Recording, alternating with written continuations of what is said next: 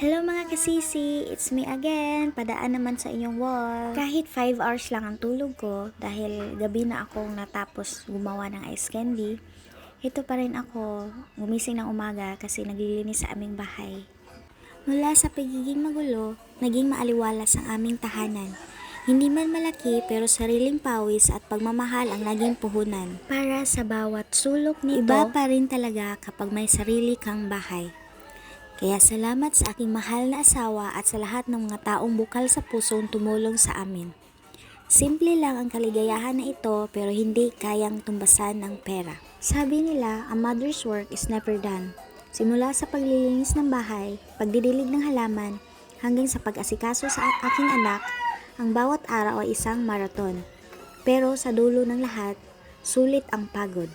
Lalo na kapag nakikita mo ang resulta ng iyong pagmamahal at pagsisikap. Ito ang aking araw-araw na realidad at mahal ko ito.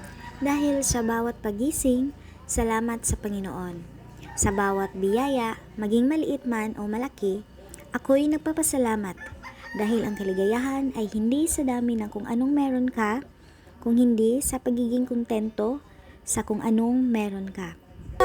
You can take a bath. Wow, Jahan, take a bath? Good job. High five, Mama. High five. Like, Yay!